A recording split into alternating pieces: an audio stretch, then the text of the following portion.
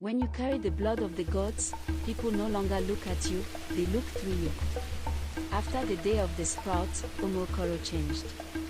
The air itself felt heavier, as though every tree, every stone, and every insect had started watching me. Children stopped playing near our compound. Women whispered prayers whenever I passed. Men greeted me with trembling hands, afraid to meet my eyes.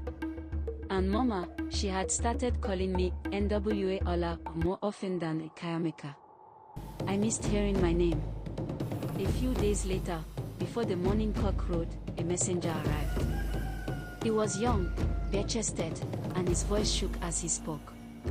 Dibia Okeke said the child of the earth must come to the sacred grove before the new moon.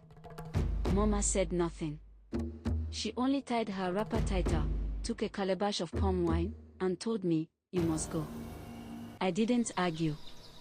Deep inside, I already knew the humming had returned, louder this time, like a drumbeat calling me home.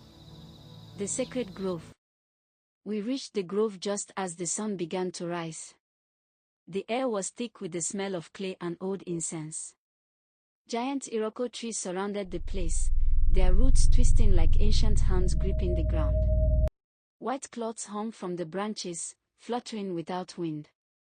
Dibia Okeke stood in the center, his eyes milky but sharp. Around him sat the 7 elders of Umokoro, their faces marked with chalk. At their feet were bowls of sand, water, and oil, the symbols of Ola. He raised his staff and said, "Today, the child of the goddess will take the oath of the earth. She will no longer belong to man, but to the soil that bore her." My heart pounded. The earth beneath my feet felt alive. He asked me to kneel.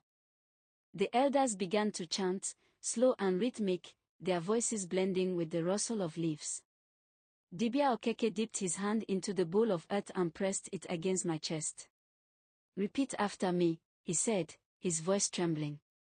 "I am the child of the ground beneath. My body is dust, my blood is clay. Through me, Ola speaks. Through me, she restores balance."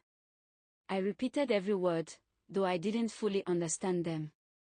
As I spoke, I felt warmth spread through my body, from my chest to my fingertips. The soil beneath me cracked open slightly, and from it, faint green light seeped out, wrapping around me like threads of life.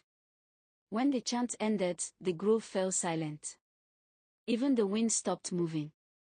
Then, somewhere deep below the ground, a low rumble began, not frightening, but strong. The Dibia